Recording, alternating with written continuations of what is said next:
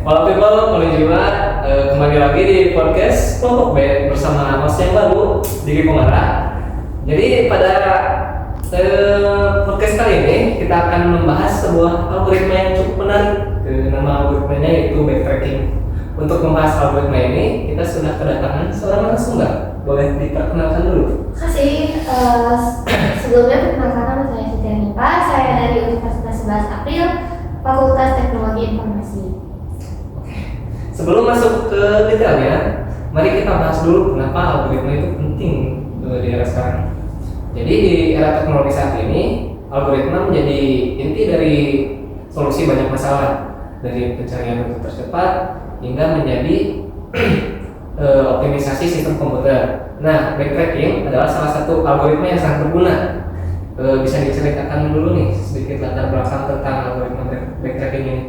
Baik, untuk algoritma backtracking itu adalah metode pencarian atau eksplorasi solusi yang mencoba untuk semua kemungkinan secara sistematis.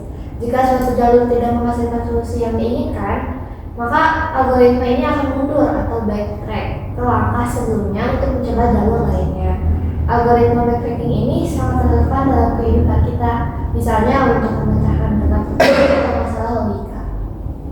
Oh, jadi seperti mencoba semua jalan, lalu jika menemui jalan buntu akan kembali lagi? Iya, betul.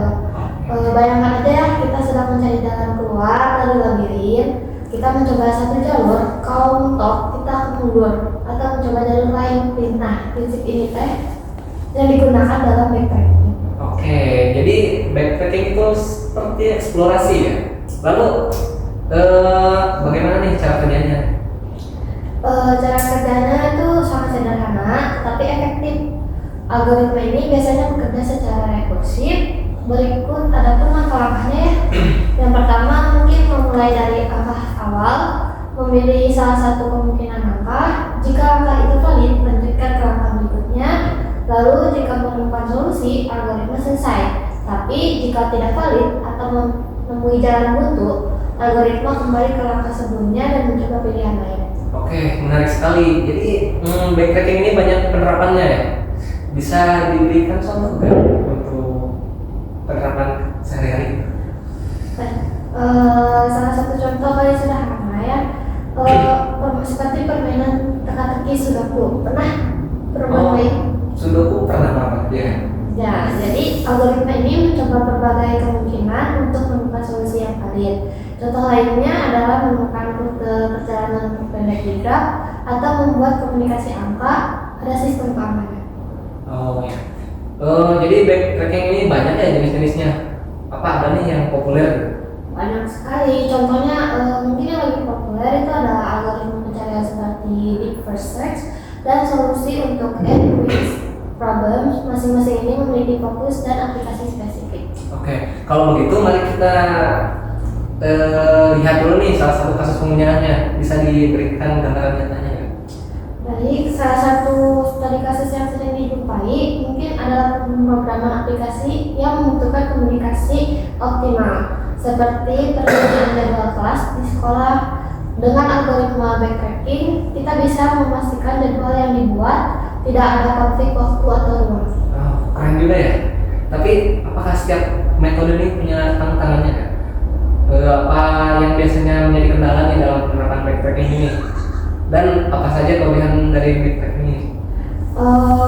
Kita bahas kelebihannya dulu mungkin ya. Kelebihannya itu yang pertama ada fleksibel untuk berbagai jenis masalah, lalu sederhana dan mudah diimplementasikan, terutama menggunakan rekursi. Itu juga dapat dikomunikasikan dengan strategi lain seperti pruning untuk efisiensi. Dan adapun kekurangannya, kompleksitas waktu tinggi, terutama untuk masalah dengan banyak kemungkinan, karena mencoba semua solusi membutuhkan banyak memori, terutama jika rekursi sangat dalam, dan juga tidak terlalu cocok untuk masalah yang sangat besar tanpa optimasi tambahan. Ya, sekarang bagaimana nih cara mengatasi kekurangan itu, terutama dari soal efisiensinya tadi? Salah satu teknik utama yaitu pruning, dengan memotong jalur yang jelas-jelas tidak mungkin menghasilkan solusi. Contohnya dalam Sudoku, kita langsung membatalkan pilihan yang melanggar aturan di awal. Terakhir nih, Pak, ada tips nih untuk pemrogram yang ingin belajar algoritma marketing ini? Ada, tipsnya mulai dari masalah sederhana seperti membuat semua komunikasi elemen dalam array kecil. Gunakan diagram atau pohon keputusan untuk membantu memahami alur yang dicoba. Dan yang terpenting, pahami rekursi karena itu adalah inti dari B. Oke, cukup menarik ya diskusi kita kali ini, membuka banyak wawasan gitu ya. Jadi tadi itu ada beberapa poin penting nih yang kita bahas ya. Yang pertama itu adalah dasar backtracking, yang kedua itu contoh penerapannya, yang ketiga itu tantangan yang dihadapi, dan serta solusi dari narasumber kita yaitu Mbak Ani. Terima kasih atas penjelasannya. Ya, makasih sama-sama, senang bisa berbagi. Oke, terima kasih nih kepada para pendengar yang udah ngikutin kita sampai sekarang.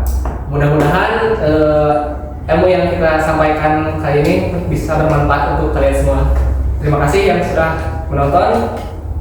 Bye.